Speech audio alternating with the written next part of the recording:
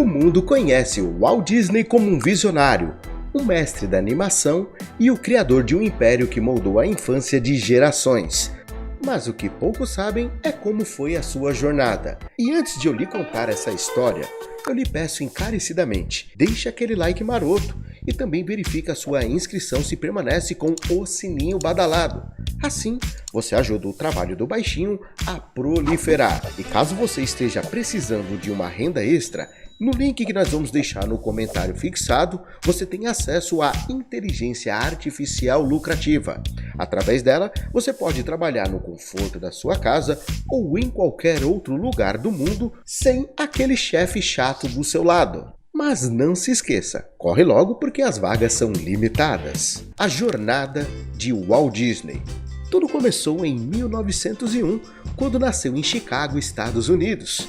Mergulhado desde cedo em um mundo de imaginação e desenhos.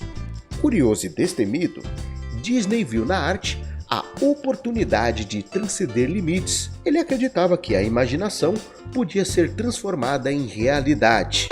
Aos 4 anos de idade, sem o auxílio de ninguém, ele já sabia fazer os seus primeiros rabiscos. Seu vizinho, muito esperto, apreciou essa aptidão do garoto e decidiu lhe oferecer alguns trocados em troca de um desenho que seria do seu animal de estimação, um cavalo. Ao contrário do que muitos acreditam, não, Walt Disney não serviu como soldado na Primeira Guerra Mundial. Quando a Primeira Guerra eclodiu em 1914, Disney tinha apenas 16 anos. Ele tentou se alistar no exército dos Estados Unidos, mas foi rejeitado por conta da sua idade. No entanto, ele mais tarde conseguiu ingressar na Cruz Vermelha como voluntário da ambulância, porém não conseguiu ser enviado ao exterior. Embora não tenha participado ativamente como soldado no conflito, a experiência de Disney como voluntário da Cruz Vermelha teve um impacto em sua vida, dando-lhe um vislumbre da vida adulta e das experiências que posteriormente influenciaram seu trabalho e a sua abordagem criativa na animação. E após essa experiência, ele decidiu fazer alguns bicos como animador, coisa que acabou aí o influenciando.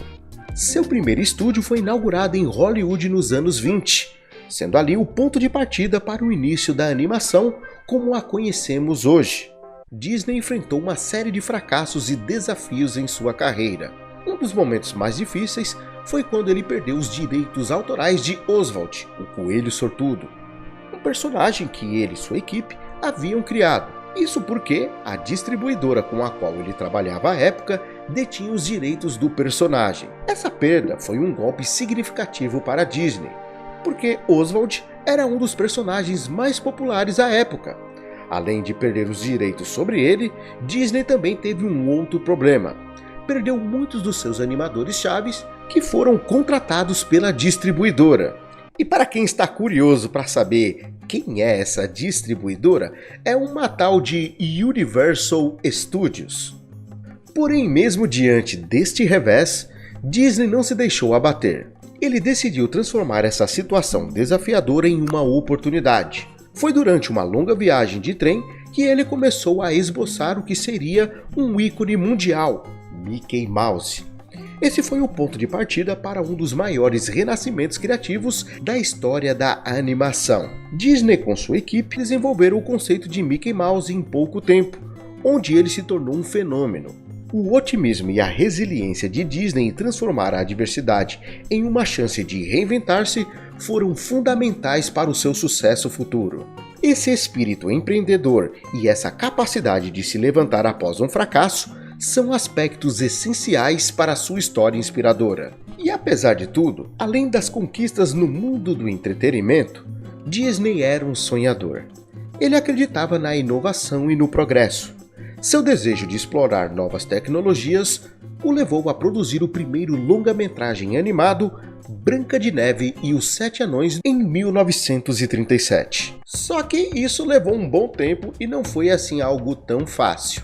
Cada cena precisava ser cuidadosamente desenhada, pintada e animada à mão.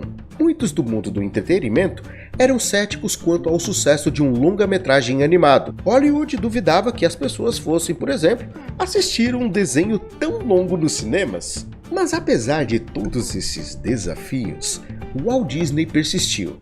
Ele estava determinado a provar que a animação poderia contar histórias de maneira tão poderosa quanto o cinema tradicional. A equipe trabalhou incansavelmente durante anos para construir o projeto. Finalmente, em 1937, Branca de Neve e os Sete Anões estreou e foi um sucesso instantâneo. O filme foi aclamado pela crítica e pelo público, que se encantou com a história, a animação inovadora e as músicas cativantes.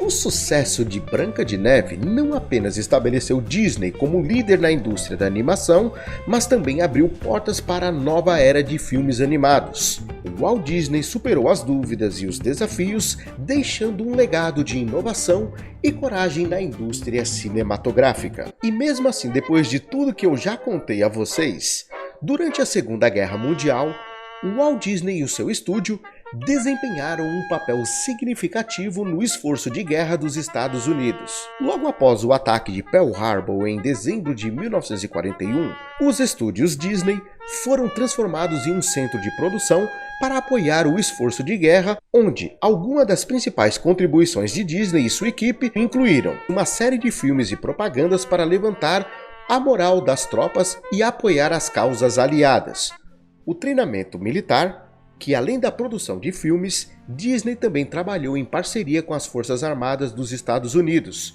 Eles desenvolveram vídeos de treinamentos para soldados sobre manutenção, higiene, primeiros socorros, entre outras habilidades essenciais. Além de tudo, os estúdios também redicionaram parte de sua produção habitual para apoiar a guerra. Isso incluiu a criação de insígnias, pôsteres, cartazes e até mesmo mascotes para as unidades militares. E por incrível que pareça, muitos dos seus animadores foram além, participando pessoalmente do serviço militar, onde alguns deles se alistaram às Forças Armadas e contribuíram com suas habilidades para a produção de materiais de treinamento e comunicação. A contribuição de Disney durante a guerra foi multifacetada e demonstrou como a indústria do entretenimento pode desempenhar um papel crucial em momentos de crise nacional. Sua dedicação ao apoio às tropas e ao esforço de guerra refletiu não apenas seu patriotismo, mas também sua capacidade de usar a arte e a comunicação para influenciar positivamente a sociedade. A visão de Disney ultrapassava a animação. Ele queria criar um lugar onde a magia dos seus sonhos pudesse ser experimentada. Sendo assim, nasceu a Disneyland, o primeiro parque temático do mundo, no ano de 1955. Foi um local onde as histórias ganhavam vida e onde o encanto se materializava. E apesar do seu legado duradouro, o Walt Disney não era apenas um homem de negócios. Ele tinha uma habilidade única de ver o potencial nas pessoas e nutrir a criatividade ao seu redor. Sua visão continua a inspirar não apenas artistas, mas também sonhadores e empreendedores. O Walt Disney deixou um impacto indelével no mundo. Sua dedicação à imaginação, inovação e persistência para transformar os sonhos em realidade o transformaram em um ícone imortal. Eu quero mais uma vez agradecer a todos que me acompanharam até aqui. Se você tem uma sugestão de vídeo, deixa aí nos comentários. Um forte abraço, até um próximo vídeo.